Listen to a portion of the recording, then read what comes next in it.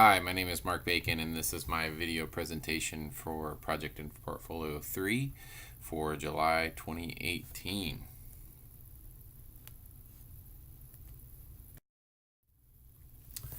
My experience prior to this class, we've had 3 C# classes, and we've also done visual frameworks prior.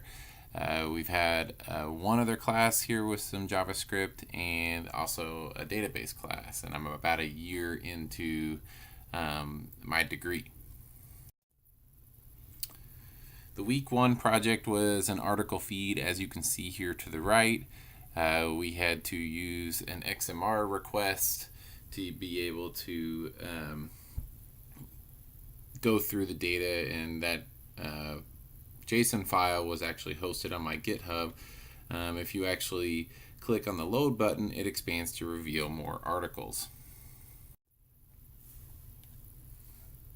Here's a sample of the code that is used for my XMR request. After you set up the XMR request, calling the data is just like any other JSON file. You can see here I made the assignment probably more difficult than necessary since I didn't think we were able to change the HTML. I actually set up article templates and had to overwrite the 3 existing HTML files, and then I had to do another loop to add on the additional article templates.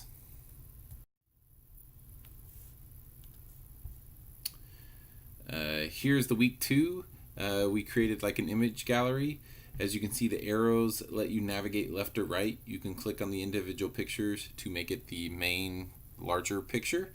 If you select a picture, it becomes gray so that the user no longer can select it again. Of course, each of the individual thumbnails, you can also select those as well. For the image gallery assignment, the main focus of study was the event listeners that we were using for the first time. You can see how I added the event listeners to each of the thumbnail images, allowing for the user to click on them. Week 3, we did a form validation. And as you can see here, we've got the name, email, address, and phone, and the submit button is actually grayed out. We also added the image to the background and changed a few other things. Here's the code that was used for making sure each of the fields that was required was filled out before the form could be submitted. Another important part of the code that is not visible here is that the submit button was grayed out until the required fields were entered so that users could not leave the fields blank. Week 4, we did a fetch API assignment. As you can see, it looks very similar to the week 1 assignment, but the fetch API is a different method for pulling either an API or JSON data that is used in the JavaScript file. I like that it kept the rest of the site exactly the same as the week 1 assignment so that you could focus on the difference between the fetch API and the XMR request.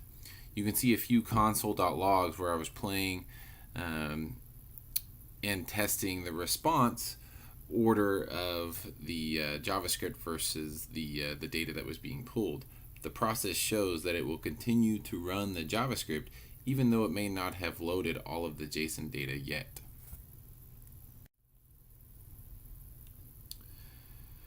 In conclusion, my advice for future and upcoming students, make sure you focus on the research assignment for the week. Only try to address the main issue of the assignment. Don't get bogged down or overloaded with some of the other things that you may or may not need to do in the assignment. Don't focus too much on the HTML and the CSS.